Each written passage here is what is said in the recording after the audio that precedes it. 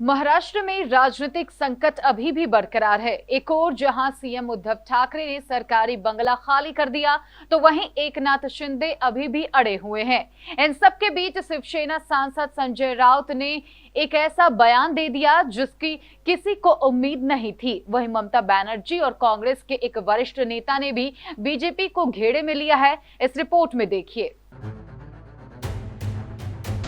बागी विधायकों से संजय राउत की अपील, कहा मुंबई आकर करो बात, छोड़ देंगे महाविकास अघाड़ी भी। ममता बनर्जी और खड़गे ने कही ये बड़ी बात। महाराष्ट्र का सियासी घमासान अपने चरम पर है। इस बीच जहां शिवसेना सांसद संजय राउत ने बागी विधायकों से मुंबई आकर बात करने की अपील की है, तो वहीं पश्चिम बंगाल के मुख्यमंत्री ममता बनर्जी और कांग्रेस नेता मल्लिकार्जुन खड़गे ने भी बड़ा बयान दिया है। पहले आपको बताते हैं शिवसेना सांसद संजय राउत का वो बड़ा बयान जिसकी किसी को उम्मीद नहीं थी। दरअसल शिवसेना के बागी नेता एकनाथ शिंदे के तेवर अभी भी नरम नहीं हुए हैं। 37 से अधिक पार्टी विधायकों का समर्थन मिलने का दावा कर वो दल बदल विरोधी कानून को भी चुनौती देने के लिए तैयार हैं। इन सब के बीच बुधवार देर रात जहां शिवसेना के 4 और बागी विधायक गुवाहाटी पहुंचे, तो वहीं गुरुवार की सुबह भी 3 और विधायक गुवाहाटी पहुंच गए। इस पर संजय राउत ने एक अहम बयान देते हुए शिंदे के साथ गए सभी विधायकों से वापस लौटकर बातचीत करने की पेशकश की है। उनकी ये अपील इसलिए भी काफी अहम है क्योंकि उन्होंने महाविकास अघाड़ी छोड़ने तक की बात कह डाली। अमूमन ऐसा अनुमान तो नहीं था, मगर संजय राउत के बयान से साफ हो चुका है कि भले ही अप्रत्यक्ष रूप से ही सही, मगर उद्धव सरकार अब मुख्यमंत्री की कुर्सी खिसकने का डर स्वीकार कर रही है।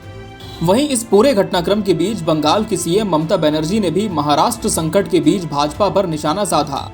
उन्होंने कहा कि असम में बाढ़ के बीच प्रभावित लोगों को परेशान करने के लिए महाराष्ट्र के विधायकों को उस राज्य में क्यों भेजा जा रहा है। बीजेपी अनैतिक तरीके से महाराष्ट्र सरकार गिराने की कोशिश कर रही है। महाराष्ट्र के विधायकों को बंगाल भेजें, हम उनका अच्छा आतिथ्य करेंगे। वरिष्ठ कांग्रेस नेता मल्लिकार्जुन खड़गे ने भी भाजपा पर धावा बोला। उन्होंने कहा कि महाराष्ट्र में अपनी सरकार बनाने के लिए एक स्थिर सरकार को अस्थिर करने के लिए भाजपा और केंद्र पूरी तरह से जिम्मेदार हैं। वो राष्ट्रपति चुनाव के लिए भी ऐसा कर रहे हैं। उन्होंने कहा कि मैं कहना चाहता हूं कि हम सभी यानी कांग्रेस, एनसीपी, शिवसेना महाविकास अघाड़ी को मजबूत करेंगे। उन्होंने कहा कि मेरी पार्टी महाविकास अघाड़ी के साथ खड़ी रहेगी और हम साथ काम करना चाहते हैं। वर्तमान महाराष्ट्र सरकार राज्य में विकास कर रही है। बीजेपी महाराष्ट्र सरकार को अस्थिर करने की कोशिश में है।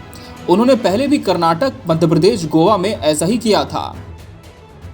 बहरहाल अंजाम चाहे जो हो, मगर शिवसेना के अलावा अन्य विपक्षी दलों को इसी बहाने बीजेपी पर निशाना साधने का मौका जरूर मिल गया है। इस पूरी सियासी उठापटक में बीजेपी भले ही प्रत्यक्ष तौर पर कुछ भी टीका टिप्पणी करने से बचते हुए इसे शिवसेना का अंदरूनी मामला बता रही हो, मगर टीएमसी और कांग्रेस खेमे से दिग्गजों के बयान इसी बात की ओर इशारा कर रहे हैं कि महाराष्ट्र में भी ऑपरेशन लोटस की तरह किसी बड़ी राजनीतिक फेरबदल की संभावना प्रबल है।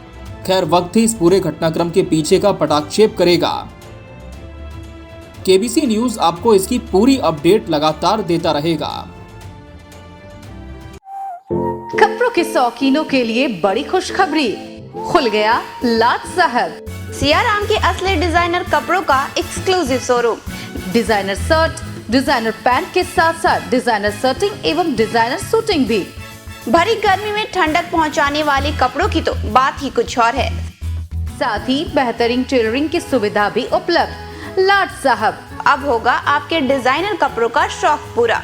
पता पानी टंकी चौक के दक्षिण कटिहार। Mobile number 7488136799। हर खरीद पर मिलेगा बेहतरीन उपहार। तो आइए लाट साहब बनिए लाट साहब।